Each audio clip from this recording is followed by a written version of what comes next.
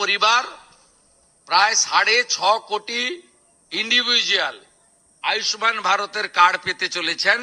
5 লাখ টাকা পর্যন্ত চিকিৎসা ফ্রি।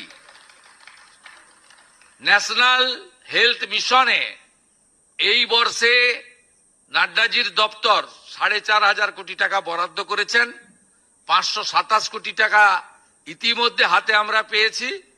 প্রত্যেকটা স্বাস্থ্য কেন্দ্রের নাম হচ্ছে আয়ুষ্মান মন্দির এবং আমাদের স্বাস্থ্য ক্ষেত্রে ব্যাপক পরিবর্তন আপনারা লক্ষ্য করবেন।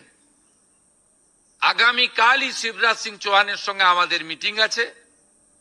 মানরেগাতে দক্ষিণ 24 পরগনা এবং মুর্শিদাবাদ ছাড়া বাকি সব জেলায় আমরা এখন 100 দিনের কাজ 125 দিন হয়ে গেছে আপনারা জানেন, এবং মোটামুটি 300 টাকা ডেলি রোজগার হয়ে গেছে।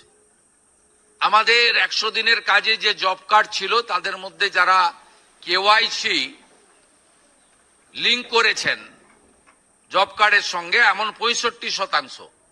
আমরা স্বচ্ছতার জন্য তাদেরকেই অগ্রাধিকার দিচ্ছি এবং তারা এখানে জব কার্ড তারা পেয়ে কাজ শুরু করছেন। এর সঙ্গে প্রধানমন্ত্রী আবাস যোজনাও ব্যাপকভাবে যারা বঞ্চিত হয়েছেন তাদের জন্য আমরা সুযোগ করে দেওয়ার ব্যবস্থা নিয়েছি। এরকম অসংখ্য স্কিম রয়েছে। প্রধানমন্ত্রী সূর্যঘর নিয়ে আমাদের মিটিং হয়েছে, সোলার নিয়ে। এক্ষেত্রেও আপনারা জনগণকে জাগ্রত করুন।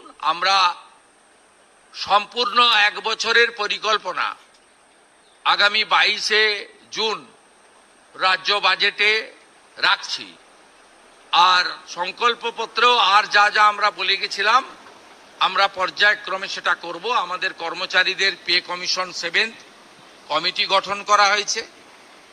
এরিয়ার ডিএও আমরা আসার পরে প্রায় 3 লক্ষ কর্মচারী এবং পেনশনার্স যাদের ডিউ ছিল তাদেরকে আমরা 16 থেকে 19 ক্লিয়ারও করেছি, বাকিটাও পর্যায়ক্রমে আমরা করছি। এবং ডিএ সহ অন্যান্য বিষয়ে 22শে জুন বাজেটে আমাদের থাকবে।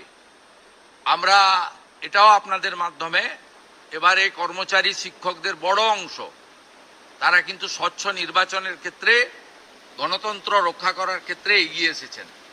আমরা তাদেরও স্বার্থ রক্ষা করার ক্ষেত্রে লফুল আইনসম্মত স্বার্থ রক্ষা করার ক্ষেত্রে আমরাও প্রচেষ্টা নিচ্ছি। এইগুলো আমি বলে রাখলাম, সময় অনেক লাগবে, আবার দেখা হবে, আবার কথা হবে। আমি আপনাদের কতগুলো কর্মসূচিতে সহযোগিতা চাইব। ইতিমধ্যে 5 তারিখ বিশ্ব পরিবেশ দিবসে মায়ের নামে একটি গাছ সব পুরসভা ব্লকে অনুষ্ঠিত হয়েছে, খুব ভালো করে হয়েছে। আমরা এবছর 1 কোটি 10 লক্ষ গাছ লাগাবো মায়ের নামে একটি গাছ।